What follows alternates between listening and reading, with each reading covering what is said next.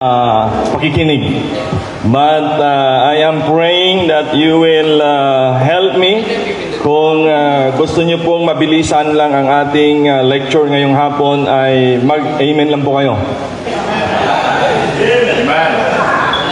Ngayon, kung gusto niyong matagal, ay manahimik po kayo. So, anong gusto niyo? May amen o tahimik? May tapusin na natin. Anyways, thank you, Pastor Lens, for such an opportunity to be here. I'm humbled to share and some of the thoughts and experience in the ministry that God has given us. And wow, amazing. Mula kahapon, the lessons that have been shared, experience sa ministry. Sabi ko nga po, patayuin lang natin yung dalawa nating resource person. I am already blessed to know that at their age, ay tuloy-tuloy pa rin sila naglilingkod sa Panginoon. Amen? It might be quite seldom to see and witness some of our senior pastors who are still in the ministry. Sapagkat sa ministry nga daw ay walang retirement. Amen? Amen? Walang magre-retire na. Amen? Okay. So, empowering leaders, impacting the world. No? As I tried to ponder itong nakaraang araw, sabi ko, when I asked Pastor Lems, Pastor, ano yung topic nila, Pastor? So sabi niya, ako ano yung itatopic ko? And then I asked ko ano yung topic nila, Pastors. And unfortunately, hindi nasagot ni Pastor Lems. So alam niyo, kapag last ka na speaker, tapos hindi mo alam yung topic ng dalawang nauna sa'yo, talagang nakakakaba. Kaya ho, napansin nyo, lagi akong nasa una kasi nakikinig ako para yung i-share ko, hindi yung na-i-share na nila. Otherwise, we will have the same thoughts and maybe topics to share. But dahil sa gawain ng Panginoon, I believe, iisa lang naman ang principle na pinagkukunan natin lagi yung salita ng Panginoon. Amen? No? And so, let me share with you our model on empowering leaders so that we can impact the world. And ang akin pong i-share na model is no other than the Lord Jesus and the Apostle Paul. Ang ating pong Panginoon ay nag-spend ng time, almost 3 years, just to dedicate Himself to mentor or disciple His leaders. Can you just imagine for 2 years or 3 years, with a 12 person. And maring sabihin na minsan kasi, lalo sa church, 3 years ka na sa ministry, 5 pa lang yung members. Or 3 years ka na sa ministry, 10 pa lang yung members. Mind you, that Jesus only focused on the 12. And yet after which, we have seen the tremendous effect of when He discipled intentionally these 12. Disregard na natin si Judas. Amen? Okay. Now, if I may, this is one of my favorite verse sa Bible. Sabi niya, pwede po natin basahin ng sabay-sabay. All together, please start. Ye have not chosen me, but I have chosen you and ordained you, that ye should go and bring forth fruit, and that your fruit should remain, that whatsoever ye shall ask of the Father, He may give it to you. No? There are some Christians na ang favorite nilang line na yung nasa huli. Whatsoever ye shall ask. Okay? And yet they don't understand that the very reason na ipagkakaloob sa atin ng Panginoon, whatever we ask, is when we do the previous statement or the previous word. Sabi niya, you go, bring forth fruit, and that your fruit should remain. Okay? And another verse, it says in Ephesians, and this is, to me, when I closely study the book of Ephesians, it really changed the perspective of me sa ministry. And I'll share to you later why and how. Okay? Sabi dito, and He gave some apostles, and some pastors, prophets, and some evangelists, and some pastors and teachers, for the what? Perfecting of the saints. Now, before I used to do almost everything sa church. Kasi alam niyo, on church, when I started in Laguna in 2005, It was just a group of people, 1 year na almost in church, Bible study, and walang pastor. 1 year and a half old. And so, yun, kaya sabi ko kagabi, parang ang aming church governance noon, ngayon ay autocratic. Autocratic na practical. Okay? Because I just lead the church, I make decisions for the church, and everything, kung anong gusto ko na direction, I just make that decision. And sabi niya, for the work of the ministry, for the edifying of the body of Christ, till we all come in the unity of faith and of the knowledge of the Son of God, unto a perfect man, and to the measure of the stature of the fullness of Christ. Now, when I realize and understand this verse, it changed the course of Living Water Baptist Church, Laguna. And that was maybe around 11 or 12 years ago. Okay? It really impacted me so much that, sabi ko nga kahapon, binuano ako ng aking mga staff doon sa principles ng leadership or kinds of leadership. Ano nga ba yun? Yung isang prinsipyo na utos ka na lang ng utos. Lazy fair. Okay? Kasi nga, yung aking admin, si Pastor Dol, ay sabi, yan, utos ka ng utos. Because I trained them already. I know they can. But I used to do almost everything. Ako yung driver, taga-sundo. Ako yung Sunday school teacher, ako yung song leader, ako yung preacher, minsan, ako pa yung special number. Would you believe that? But that was long time ago. Now, this afternoon, I'd like to share on right leadership. Okay? Hinog na. Alright? So, right leadership na.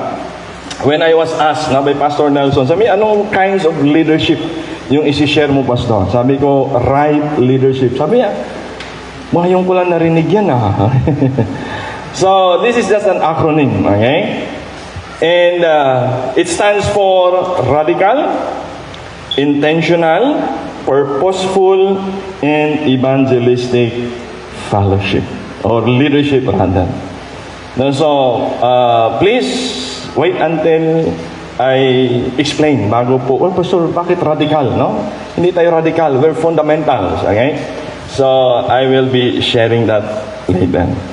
But before I continue, please allow me to share with you a little background of how and when did I start yung ministry? How did we start the ministry? And who is with me in this ministry? So ito po yung aking family. Dami ko pong anak, di ba? Yun po yung aking misis. Okay? Sa likod, medyo hindi nakita. Those are our foster children. Okay? So 7 po yung aming foster children. 6. Ito yung aming bunso, yung pinakabunso yung aming anak. Okay? Si Paul. Okay? And ngayon ay 5 na lang sila. Kasi yung 2 na lalaki na magkapatid ay nasa Japan na.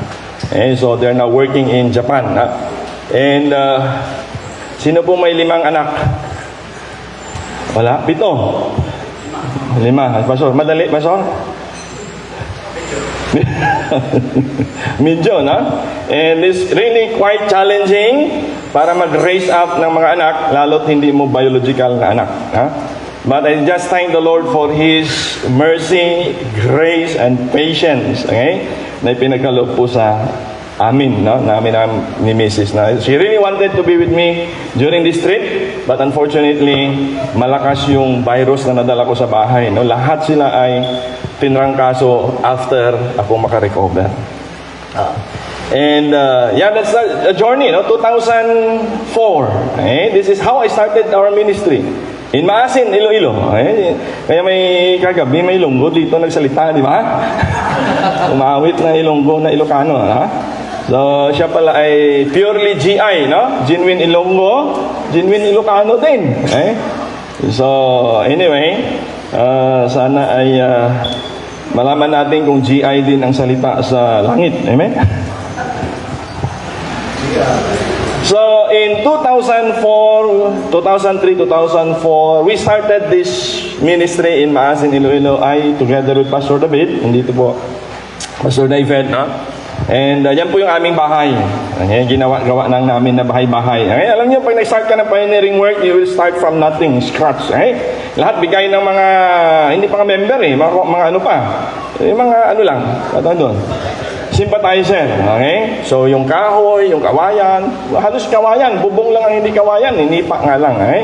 Kaya tuwing December, nandun kami ni Pastor David sa labas ng bahay, hindi para magmuni-muni, para bantayan na walang kwitis na mahuhulog sa bubong ng aming bahay kasi baka magliyam, okay?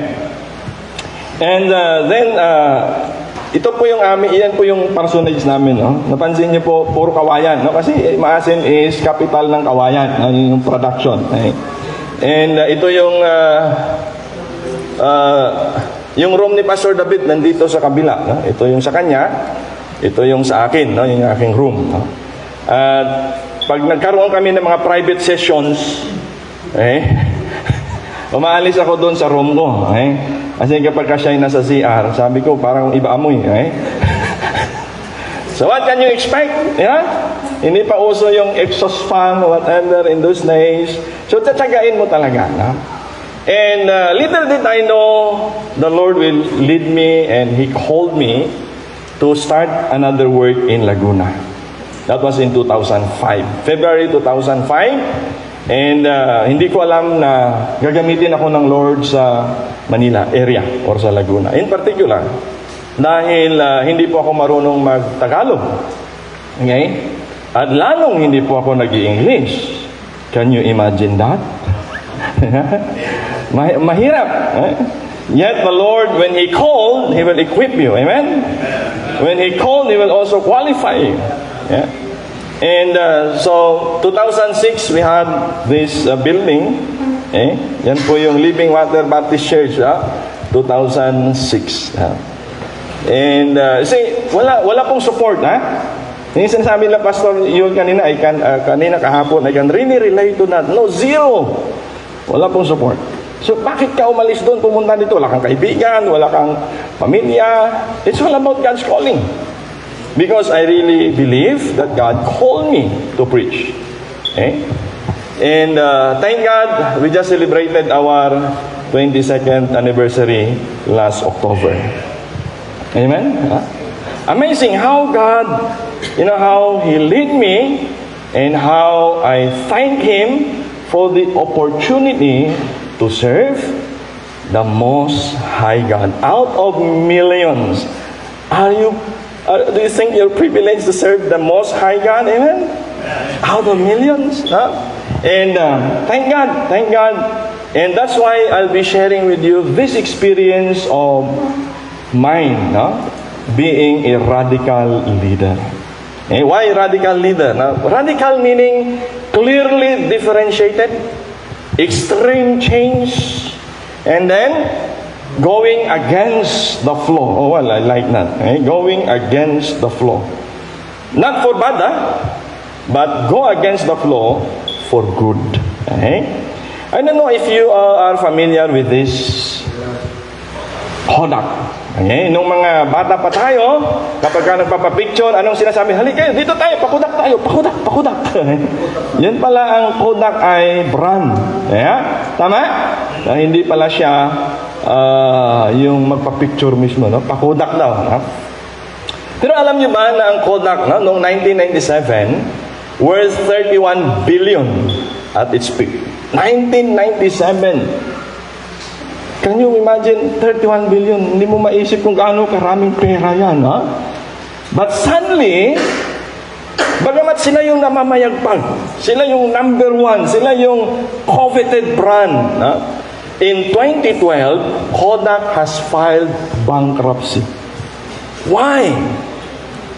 Anong dahilan? It is just for one reason.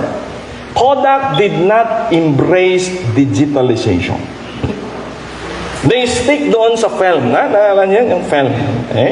So yun yung kasi doon sila nakilala. So they want to stick and they don't want to change.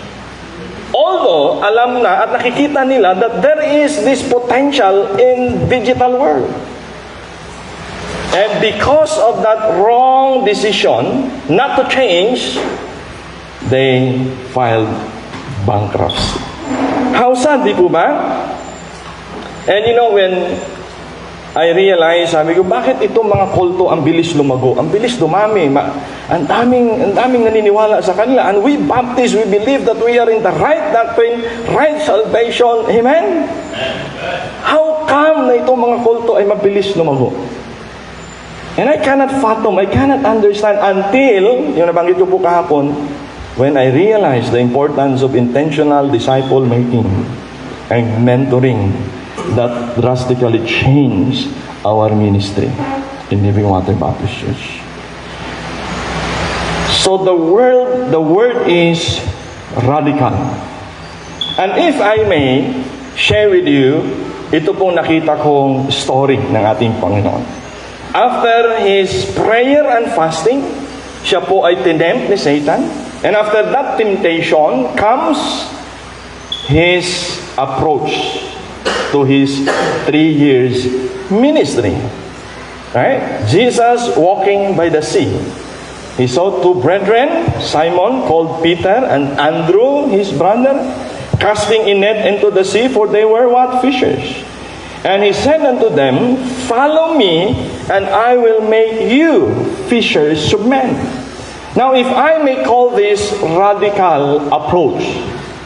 Bakit, Pastor, radical approach? Kung gusto mong mag-win, magdala ng tao in those days para dalhin sa Panginoon, you should bring them to the temple. Am I right? Sapagkat they are still under the practice of what? Temple offering, temple gathering. But when the Lord comes, when He started His ministry, He preached to the community. He bring the word to the world. Hindi niya dinala sa templo. Sabi niya, come, follow me. I'll make you fishers of men. Maaaring sabi, hey, come, follow me. Let's go to the temple. I mean, this simple situation changed my perspective in the ministry. In those days, naglalakihan po ang mga templo. At napaka-faithful nila pa rin sa practice sa temple. Even the Lord, okay? Before this, pupunta sa templo, right? Yeah? He does His duty to read the scripture in the temple. But when He started His preaching ministry, dinala niya ang kanyang mga disciples sa community.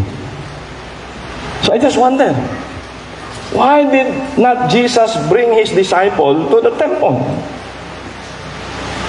And He said, follow me, and I will make you fishers of men.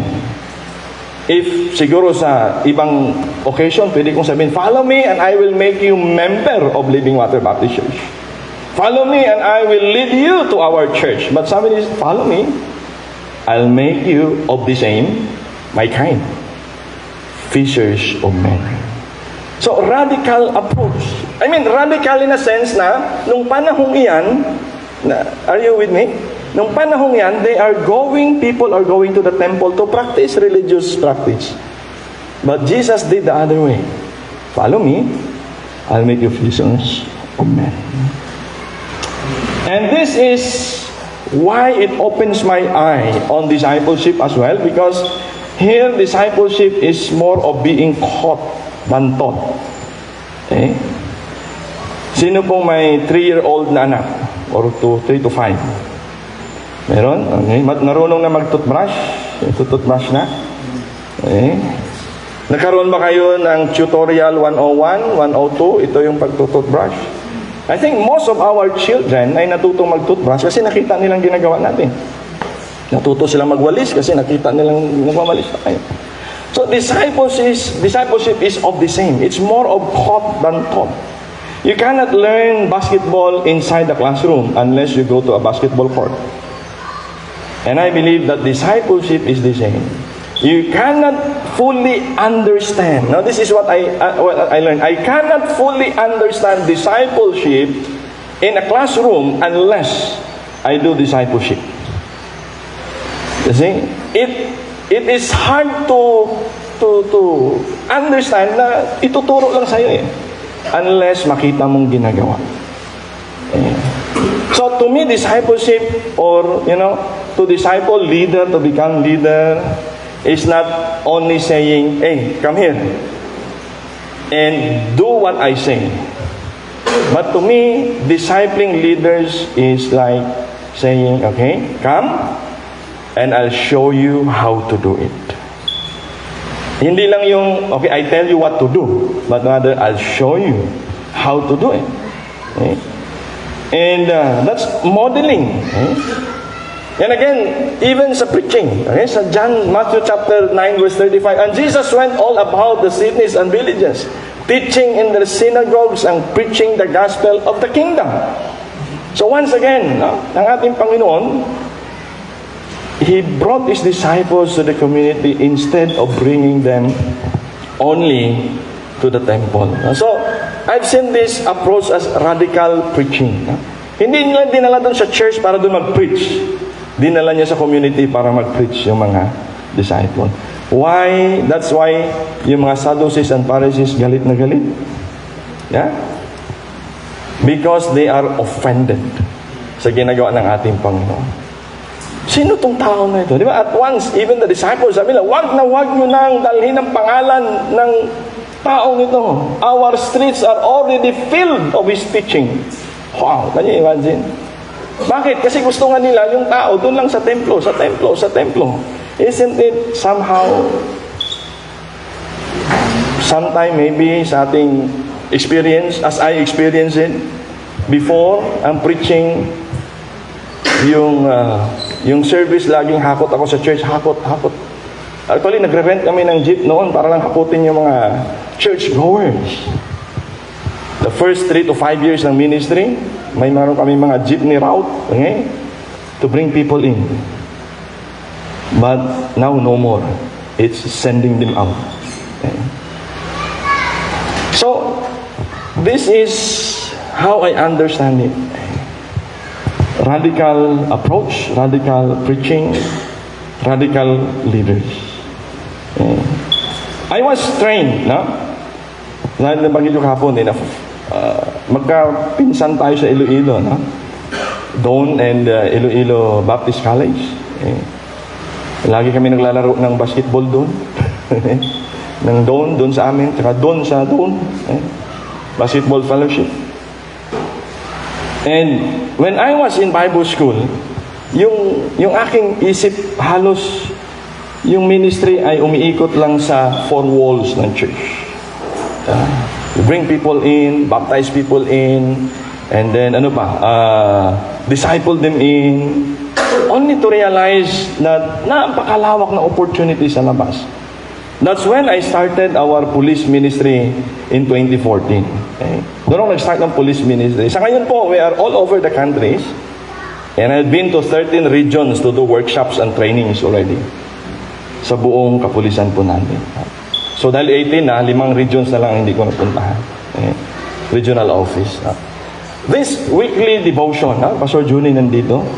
Okay? I started the ministry dito sa region. And now, Pastor Juni is taking care of these regions. Every week, nandun ka sa gym with 400 to 600 police. Uupo sila dyan. And I preach for 15 to 20 minutes. Noong una, sabi nila, Pastor, anong nakukuha mo dyan sa mga police?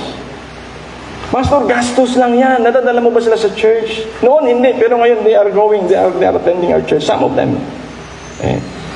And so, kung titingnan ko noon, nakinig ako sa ibang pastors, gastos lang yan. But then I realized, these are souls. Amen? These are people. Imagine, di ba, nagbubuo tayo ng choir, ng kantata, pupunta sa barangay para umawit, and then so people would come, we invite people to come, and we preach the gospel. Na minsan mayroon pa mga lasing doon, may hindi nakikinig, di ba? Ginagawa natin yun. Sa mga namatayan, pupunta tayo to preach the gospel. I've been there. Meron po akong ministry sa mga namatayan nung ako'y nasa Iloilo. Lahat ng mga mayroong namatayan at relatives na mayroon, pinupuntahan namin, I preach. Napupunta po ako sa mga pier, nagpipreach pa ako sa pier. Nagpipreach ako sa mga bus, jeep, nagpipreach pa ako sa open air. Pupunta ako sa mga kabundukan po ng Iloilo at Antique para mag-film showing. I do that. Dala-dala ko yung 35mm. Alam niyo yun? Yung nakaabot nun. Para lang mag-film showing. Why? Because I have the passion for souls. And now, 400, 600 na pulis uupo, makikinig sa'yo, ayaw mo. Oh, come on. Amen?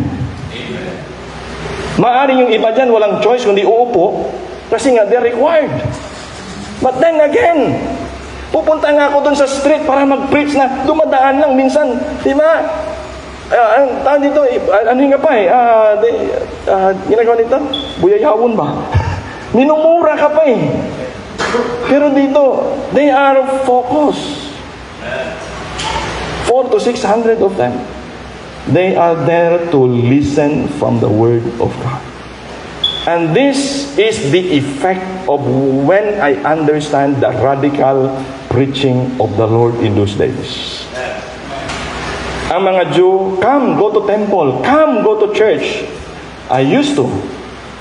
Papadala ko ng jeep sa isang area, babayad ka isang jeep doon sa isang area, dadalhin sila sa church. But later, sabi ko, I think, ibang ginawa ni Jesus.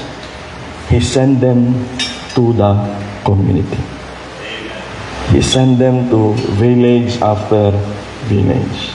You know, when I started this ministry, katulad ng experience nila, Pastor Yoy, nung senior ko sa church, sabi, senior ko sa aming finance, sabi ng finance, Pastor, wala tayong budget para dyan. That was in 2014. And true enough, hindi forecasted. So kung hindi forecasted, so hindi mo pwedeng gawin. Ha? And then I stood up behind this pulpit. Sabi ko, church, there is a huge opportunity to preach the gospel sa mga pulis. I was asked to do the devotion every Monday.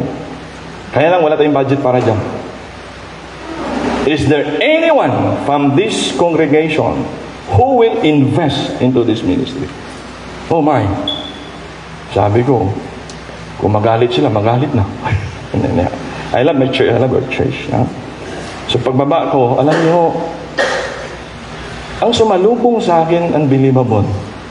Isang senior citizen na lady, single, kaka-retired lang, at sabi niya, Pastor, magkano bang kailangan mo? Aba, pagka ganyan, di ba? Sarap sa pakiramdam, amen? Yeah. Sabi ko, at least 500 a week. That was in 2014. And sabi, okay, ako nang magbabayad every month. I-remind mo lang ako, aba, sabi ko, sana huwag makalimot. Yan, prayer ko lagi, huwag siya makalimot.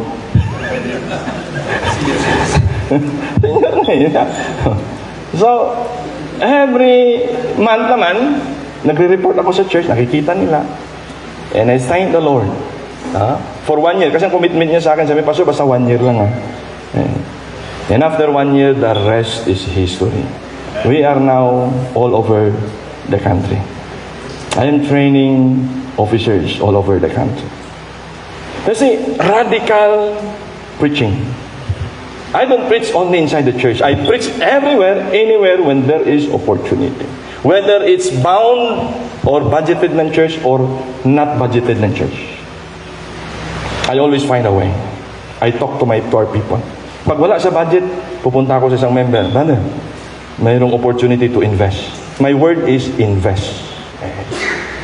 Because indeed, it is an investment. Pag nag-invest ka, mayroong ka reward sa langit. Amen? Yeah. So, in Mark chapter 16, di ba? My duty is to preach to every creature. Amen? Yeah? So, ito po ay Thursday group namin yan, yung nandun. Puro official po yan. Puro happy po yan. Ng Laguna. Okay? So, every Thursday, 6:30 in the morning, magkikita-kita kami sa kapihan. Ito ay nasa Coffee Bean. Minsan, McDo. Basta kung ano yung bukas na kapihan sa umaga, umiikot kami. Kung sino yung mag-host na happy.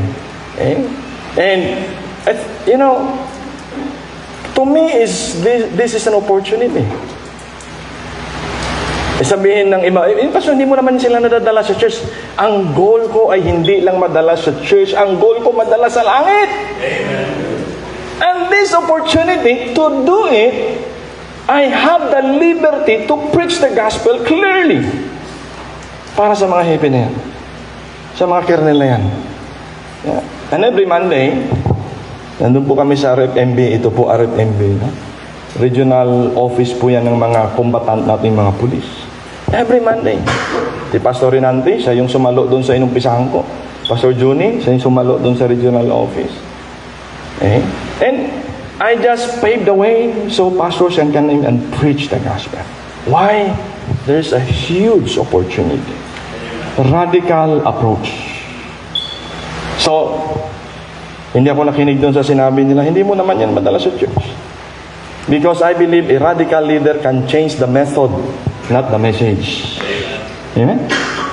So when there's an opportunity, I just go in, I jump in, and preach. Kaya nga sabi ko noon, ang aking pong dorm sa Bible School, nasa second floor ako ng bunk bed. Ang second floor pa ng aming building ay basketball court. So, halos every Monday and Thursday, yun ang time ng laro, matetempt kang maglaro. Pag narinig mo na yung bola, nagdi-dribble na, di ba? So, sabi ko nga, kapag noong nagbabasketball tayo, pag karinig mo ng bola, ano agad, di ba? Talon agad. Yan kasi inumpisahan ni Pastor na Ilonggo niya, kaya pupasok dito sa isip ko, mag-iilonggo. Anyway, naglo-loading ako. Okay, sorry. So, we can change our approach. Maintain the message. Okay? And I believe to every fox, sabi nga nila, different stroke. Okay? And so, napakahalaga po ng radical thinker kind of a leader. To me, kung sumunod lang ako at nakinig doon sa sabi nila, Pastor, idalhin mo sa church, doon ka mag-preach. It's not proper. Well, I thank God. Sinong example? Si Jesus. Pumunta sa community, nag-preach, nag-share ng gospel. So during pandemic, hindi bawal na, hindi na makapunta sa mga istasyon. Hindi ako mapakali. Hindi makapag-share ng gospel. So what I did, pumunta ako sa aming regional office. Pinresent ko, sir, pwede tayo mag-via Zoom. Sabi niya, Pastor, kung yung ang physical, hirap na tayo, mag-Zoom pa kaya. Di, turn down. Umuwi ako, pumunta ako sa kaibigan kong opisyal. Sabi ko, hindi pwede sa region mag-Zoom. Sabi niya, Pastor, dito sa kampo, ako ang boss. Gawin mo ang gusto mo. Wow, amen? So, nag-Zoom kami. Can you imagine, nagpa-Bible study ka via Zoom? Kung mayroong 100 na pulis na umattend sa Zoom, mayroong breakout room for 15 minutes. Mayroon ako mga pastor na nakaantay dun sa breakout room para mag-facilitate at mag-share sa kanila ng truth and gospel.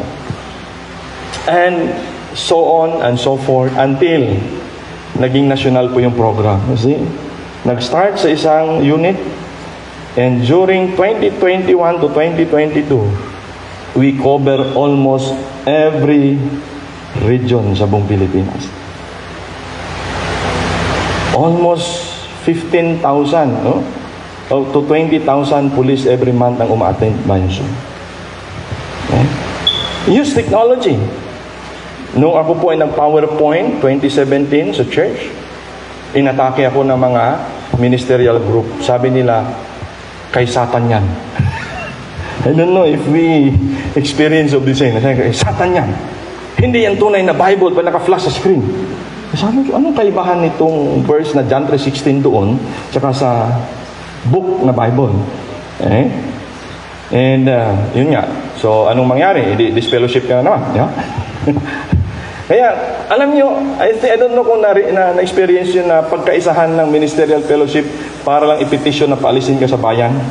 Naranasan ko po yun. Nakarating sa mayor's office. Pastor Leo, kailangan alisin dito sa bayan ng bayan. Ay hindi nila alam, ang mayor kaibigan ko, every Thursday morning, 5:30 in the morning, nasa bahay ako ni mayor, nagdi-devotion. Yeah. So sabi ni mayor, ano ba naman tong mga ito, pastor? Sabi ko, okay na mayor, hayaan nyo na po. Dito na lang ako. Ayan. So, see, church, I think yung radical approach, the change of our methods. And as of now, meron po tayong digitalized. Now, every week, hanggang ngayon po tuloy-tuloy ang gamit natin ng technology. Every week, meron pong 15,000 police ang nagre-respond sa lesson na pinapadala sa kanila every week. How did it happen, Pastor? Through technology. Radical approach. Second is anong R? Radical, no? Leader. Second is intentional leader. Intentional is defined as planned or intended or deliberate. Kaya katulad nitong sinabi sa verse 16, no? Ye should go, bring forth fruit, and that your fruit should what? Should remain. And I think this is discipleship. Mentoring. Your fruit should remain. Before, I used to have a goal. Goal lang. Sunday, kailangan meron tayong 5 first-time visitors. This month, dapat meron tayong 2 baptism. So, it's all about numbers. I am numbers-oriented. Until I realize that I should be intentional in making disciples in our church. Minsan kasi after sila masave, mabaptize, sinahayaan na lang natin sila. Attend ka na dun sa Sunday school doon. But other people who are discipling them. This is some story that I have seen how Jesus intentionally met the Samaritan woman in Judea. Sabi, he left Judea, departed again into Galilee, and he must needs to go through Samaria.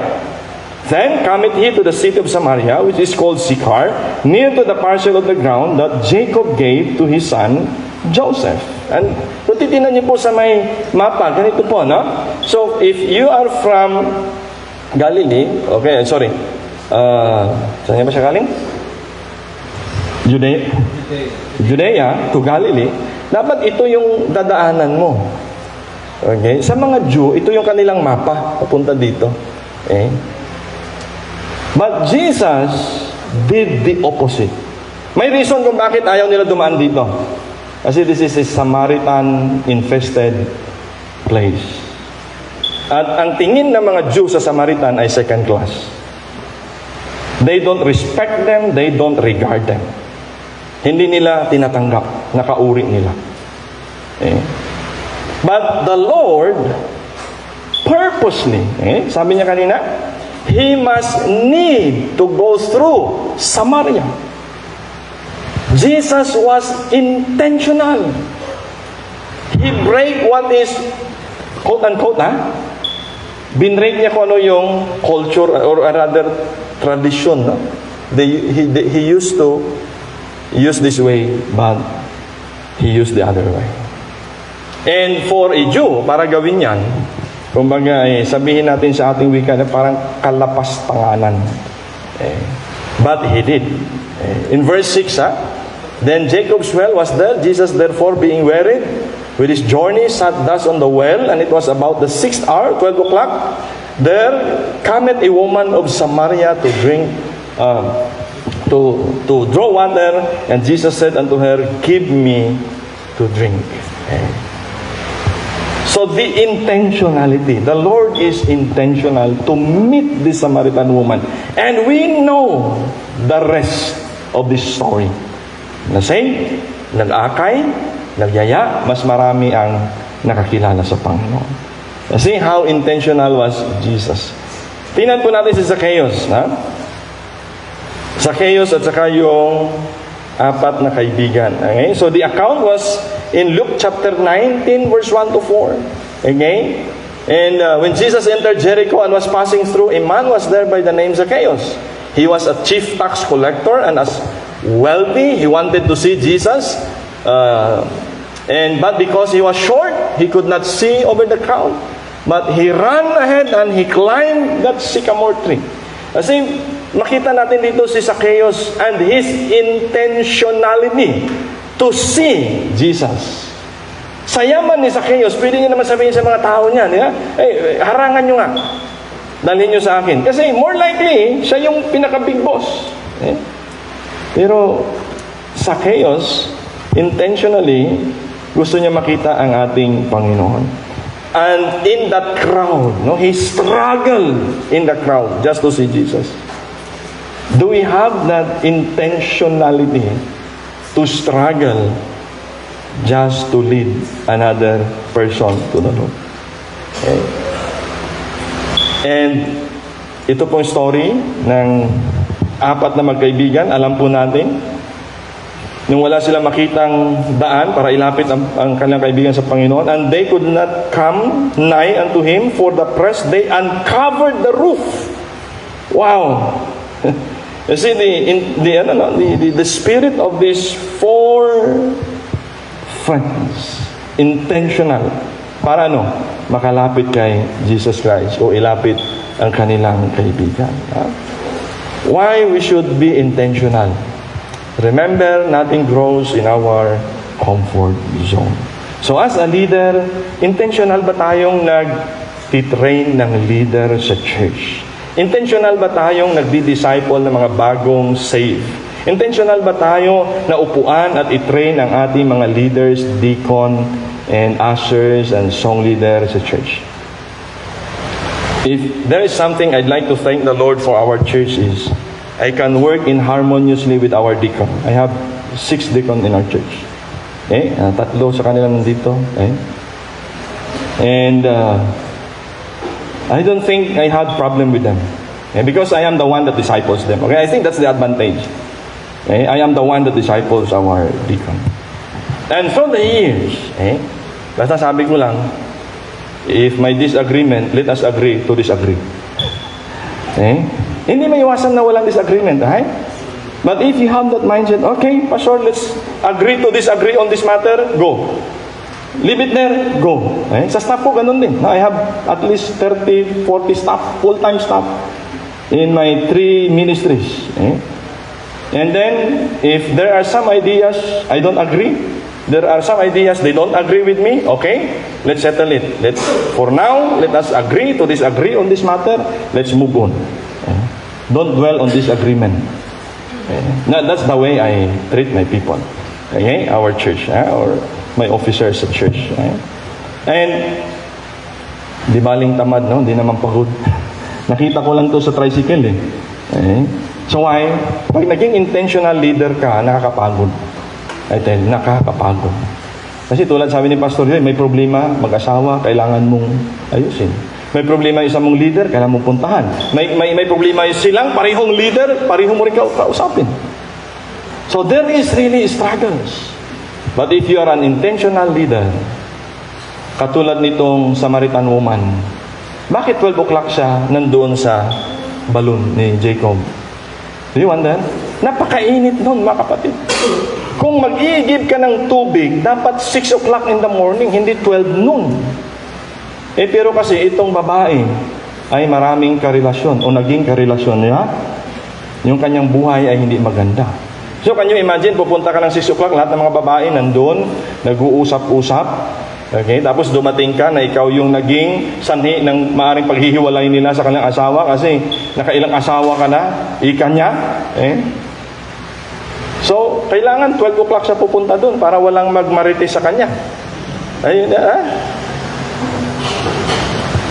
So, si Jesus, I believe intentionally, He wants to meet this Samaritan woman with problem. Pwede naman siyang dumaan doon sa kabila, di ba? Pero mayroong nangangailangan. So, He must be intentional. Thirdly, bilisan na po natin, be a purposeful leader. Radical, okay? Intentional and purposeful leader. Purpose, why you do something or why something exists. So when there's something na nagpo-propose sa akin, sa mga aking leader, platform leaders, church leaders, Pastor, gawin natin to, Pastor, gawin natin to, Pastor, maganda ito. Ano yung purpose? Unless there is a clarity of purpose, you will just wander. And maybe later ma-discourage. So mahalaga po yung purpose. In Proverbs 29:18, where there's no vision, the people what? perish. No? So, purpose, goal, vision. Okay? So, mahalaga itong mga bagay na ito. No? And sabi ni Mark Twain, if we may, pwede natin basahin na sabay-sabay. The most important days in life are the day you are born and the day you discover the reason why. So dapat alam mo, ba't ako nagpasto?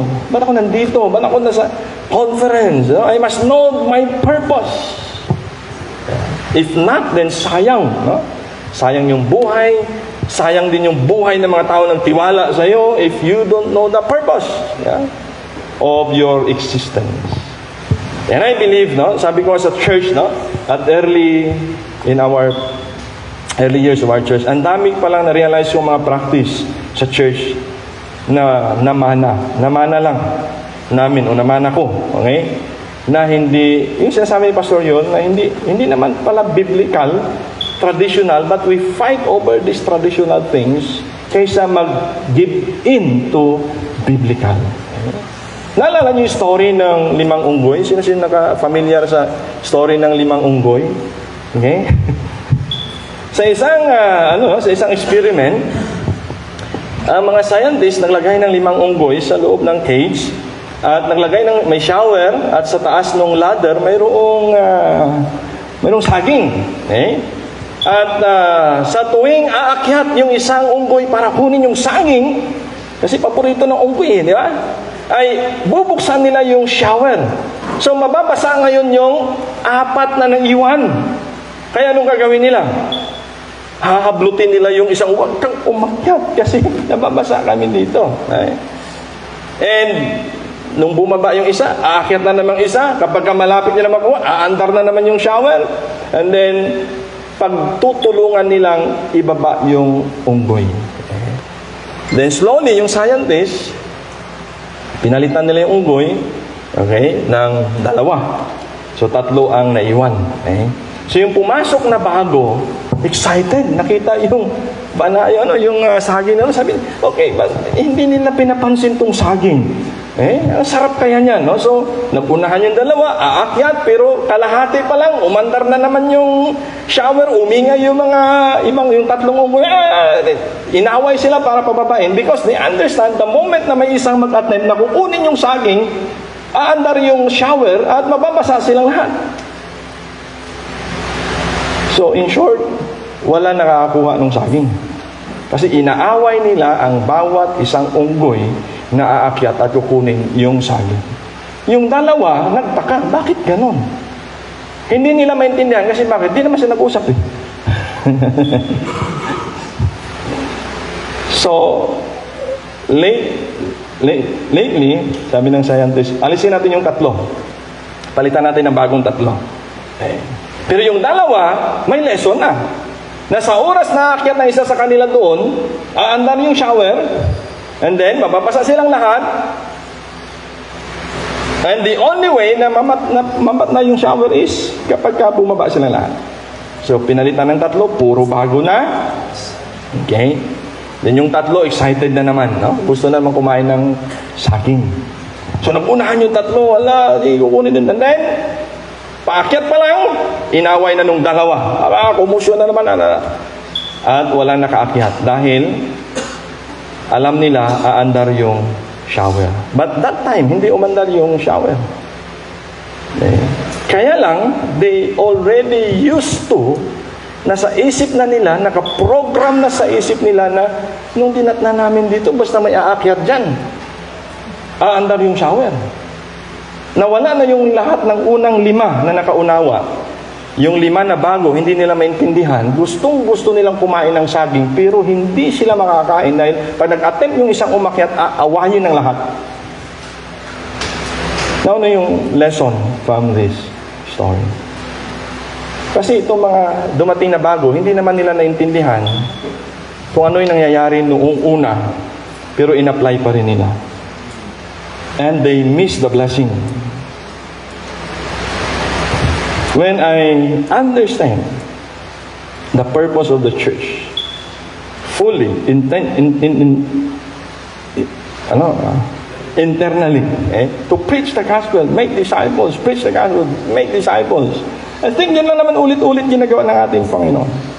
And I just come to the point of my senses that, sabi ko, bakit hindi si Jesus nag-start ng sariling religion? Bakit hindi ang Panginoon nag-start ng building? Nagtayo ng sariling building to cater those people? Bakit hindi? Kasi nung bago pala akong pastor, ang una kong inisip ay kung may magandang building, makakadala ko ng maraming tao. Kung maayos yung building, ay meron akong pagdadalhan sa mga bisita o makaka-entertain o makaka-akit ba. Yeah? But then I settled it that God, the Lord, died for people, not for building. Yeah? I realized that Jesus come to save and to seek that which was lost. Okay? So slowly, there are some traditions sa church that are not essential, and we drop those practices. Okay? So maybe may mga bagay na pumipigil sa atin na magiging useful tayo in the ministry because of some tradition that keeps on clinging sa atin. Na siyang gumagapos, na siyang, alam mo yun, naglilimit sa atin. And so, I thank God that my purpose is now clear. So, be a purposeful leader. Maging ang ating Panginoon sabi niya, follow me and I will make you fishers of men. Yan lang yung sinabi niya sa mga disciple, fishers of men, fishers of men. So, can you imagine, for 3 years, sinasama-sama ng ating Panginoon ang disciple to be fishers of men. I doubt if they have a classroom lecture about discipleship. But I believe as the Lord preached, as the Lord ministered, He allowed those people, those disciples to see how to make disciples, how to deal with people. And ang pinako ka time na mag-disciple sa aking mga disciple ay kapag ka nagbabiyahe. Totoo. Kasi I have enough time to talk to them. I have enough time to share to them the vision of the church and the vision in ministry, yung mission sa ministry. Yeah. Most of the time. Kaya kapag ka nabiyahe ko ng malayo, lagi ako may nagsasama, either deacon, member, career, and just show them how to disciple and how to evangelize. Yeah. So let us be what? Purposeful. Now, meron kami ministry sa church, no? Itong music ministry. Okay. And we started this maybe mga 2008 or 2009 pa, no? Recorder. Napakasimple lang, di ba? Recorder. Ito nga lang, itong huli lang, ukulele, no? Pero, sabi ko sa aking mga musician, no? Let us know the purpose. Bakit tayo bibili ng instrument? Bakit tayo magtitrain ng mga bata? Para maging magaling sila sa pag-play sa church, yes, it's good. Para ma-familiarity sila sa mga signs and, note reading, yes, it's good. But for me, my purpose is, isang instrumento, isang kaluluwa. Isang instrumento, isang disciple. And it never changes. We have given hundreds, if not thousands of these recorders already. We have given hundreds of ukuleles to different churches. But my goal is clear. One instrument, one soul, one disciple. Kasi pwede sila maging magaling na mga recorders or violinists o di kaya guitarists sa church, but if they will not make disciple, they will not grow. Pwede pa silang maging mayabang or magyabang o na magaling sila. So, my instruction is clear. Isang instrument, isang kaluluwa, isang disciple. Okay. And dito din po nag-start ang aming scholarship program. Okay. Nung nalaman ko sa school, they can play, libre ang tuition noon, we train them hard. Okay. And now we have more than 80 alumni already sa gumraduate na sa college. sa scholars. And we have, I think, 104 sa college ngayon ng mga scholars. And it all started with our music ministry.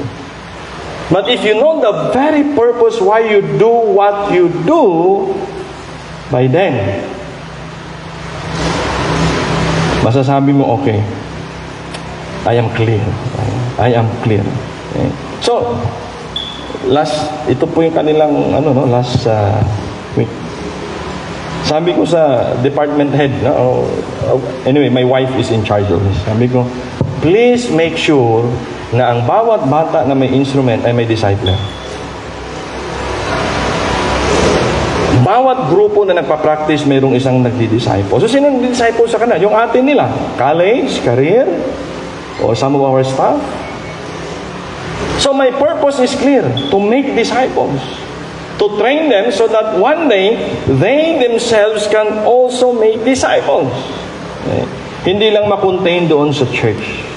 That's why we extended to other churches. At ganoon din ang senior ko kay Pastor Moses. Okay? One instrument, one disciple. Okay?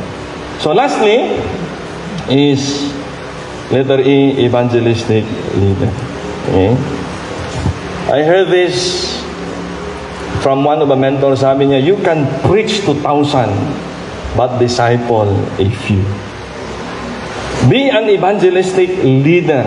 Kahit na nagtitrain ka na ng mga leaders, kahit na nagdi-disciple ka na, don't forget to still evangelize. Because sabi nga ni Pastor kanina, ni Pastor Ulysses, that bago tayo mag-disciple, make sure na kayo nakapag-evangelism. Nakapag-evangelize. So as a leader, hindi ko maisantabi o hindi ko iniiwan ang role ko as an evangelist. Okay. During pandemic, ito po during pandemic. Alam, nakakatuwa dito. When yung force commander ay lagi kong nagkaroon ng devotion every Monday sa kanyang office. Then comes pandemic, di ba bawal mag-ipon. Kaya lang bago ng pandemic, na-experience nila yung protection ng Panginoon sa unit. Na-experience nila yung life-changing testimony na rinig nila sa mga tropa through our regular devotion and Bible studies. Anyway, Pastor Josel is one in charge of this. Okay? And sabi nila, Pastor, pwede bang every Sunday ng gabi ay magkaroon tayo ng worship sa kampo? Worship! Sunday ng gabi. Sabi ko, sir, bawal, di ba? Pandemic, kailangan nakamas tayo, bawal, makapagalitan tayo. Sabi niya, Pastor, may idea ko. Alam niyo kung ano idea niya? Kasi po, mayroon pong barangay sa kabila. Katabi na ng kampo barangay. Alam niyo ba na ang buong barangay nilagyan niya ng tolda? Ano yung buong kampo? Pinaikutan niya yung kampo, siguro may mga 500 meters or more. Pinaikutan niya ng tolda. Sabi niya, so, Pastor, walang makakita sa atin, walang magpipicture dyan. So, nagsiservice kami, may mga naka-posting na mga pulis para walang magpicture. Kasi, the opportunity, radical approach in preaching the Word of God. So, be an evangelistic leader. Okay? Don't let the fire down in winning souls for Christ. Yan, ganda ng awit, no? Give me a passion for souls, dear Lord. Yeah. Thank God, no? Na, as a pastor, yung sabi ko, if I will not be preaching about salvation anymore, better for me to quit, pastor. Because evangelism is the heart or the mission na ating pong Panginoon. So, ito po yung na-share ko rin kanina, no? Every Monday, yung mga pulis, nandun. Sabi ka, they might have no choice, some of them, dahil nga sinabi ng kanilang commander, but alam nyo, thank God sa mga commander na nasisave. Sabi na, Pastor, naging member mo na ba? Hindi po. Member sila ng body of Christ. Amen? But now, may mga official po na pupunta sa church, umaten sa church. That I mentor. We disciple them. Ito po sa Benguet, sa Benguet PPO. Every week, mayroon po silang devotion sa Benguet. Ayan po, sa ating And my goal is that every region, hopefully, ay magkaroon po nito. Every region natin. That's our goal. So, pastors, I hope you can consider to be right leader. Radical, intentional, purposeful, and evangelistic. Okay? So, si Pastor Jason, umalis na no? Si Pastor Jason yung pinagkatiwalaan ko doon sa PPO. Yung commander na nagsabi sa akin, bakuran natin yan, Pastor, ng Tolda, is the same commander na nandito ngayon sa Benguet. Pastor, every week, lahat ng staff ko, mag-devotion tayo. Sir, I hope you don't mind na hindi na ako pupunta dyan sa layo from Laguna to Baguio. But I will recommend some local pastors to share the Word of God. Katatapos lang po namin ng training sa lahat ng Chief of Police ng Benguet for 2 days. And I appeal to the pastors, lalo dito sa Trinidad, please help us. Mag-devotion tayo, puntahan natin sila. Some of them are just waiting na mayroong lalapit sa kanila. Every week po sa aming regional office, si Pastor Johnny na pong in charge dyan. Nung last week, nandun sa mga opisyal na yan, siya nagdi-devotion. Can you imagine, lahat ng opisyal nakaupo sa conference room? Bago sila mag-start ng staff conference every week, sasabihin nila, Pastor, it's your turn. Take it away. Ang ibinibigay sa akin is 15 to 30 minutes, but mind you, I tell you, umaabot ng 1 hour. Alam niyo kung bakit? Dahil matagal ako magsalita, hindi po. I am true to my time. Pag sinabi kong 15 minutes. Pero pagdating sa reflection, after ko mag-devotion ng 15 minutes, 20 minutes, Sir, it's time to give you reflection. Tatawagin ko isa-isang opisyal. Okay, sir, can you share ano natutunan mo sa devotion? And you know what? Before, nahihiyain sila. Ngayon, nag-uunahan sila. Tama ba, sir? At umaabot ng 1 oras at humihigit pa. Bakit? Kasi sasabihin ng isang opisyal, Pastor, gusto kong ipasa kay Colonel yung sharing. O yung isa naman, Pastor, si gusto din mag-share. O kahit sasabihin mo, o sino pa gusto mag-share? Pastor ako. Amazingly. I believe some of you pastors na experience nyo during our training sa Procor, right? Sinong ng pastor nandan? Unang araw, hesitant. Second day, hindi mo na mahinto yung mga police mag-share. And mind you, they are trained. Some of them are with master's degree, doctor's degree. Thank God. We have this opportunity to share the gospel. Okay? And kung nakinig ako doon sa sinabi nila, hindi mo naman dadalhin sa church mo. True. Hindi. But I can assure you, some of them, makikita ko sa langit. Amen. Yeah? Some of them. If not all, if not many of them, because we can preach to thousands and disciple a few. Just few more slides. Sabi sa Isaiah, so shall my word be that goeth forth out of my mouth, it shall not return unto me void, it shall accomplish that which I please, and it shall prosper in the thing whereto I send it. So ito po yung hope ko lang. Every time na may opportunity to preach, just preach the gospel. Be an evangelistic leader. And this I understand, while evangelism is an event, discipleship is a journey. Pastor, why discipleship? Bakit mo pinagdidiinan yung discipleship? Dahil kung gusto natin mag-train ng other leader, there is no way but to disciple them. Amen? We cannot expect them to grow, to become a leader, if we will not disciple them. Jesus spent 3 years to train them to become a leader. Paul spent some years sa kanyang mga disciple to train them to become a leader. And so, can we expect na yung na-saved, na-baptized, naging member ng church, will grow as a leader? I don't think so. We have to spend some time in training them like a radical leader. Like intentional leader. To become an intentional leader. To me, when it comes to leadership, maaaring hindi ko favorite thing ang leadership. Bakit? Magastos. Ang discipleship rather. Magastos, time-consuming, Kasi sabi ni Pastor kanina, 2 hours. Yeah, 2 hours. And true enough. Abutin ka ng 2 hours para i-mentor ng isang tao, i-disciple ng isang tao.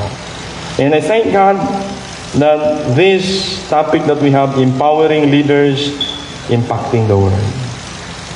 Sabi ko nga, sana, as pastors, I will have all the layways sa church, na ma-empower lahat. But I don't think so. I only can choose few, less than 10 people that I can disciple, so they can be the next leader of our church. Thank you po sa inyong pakikinig, and that's all my sharing about radical leadership. Good evening po sa ating lahat.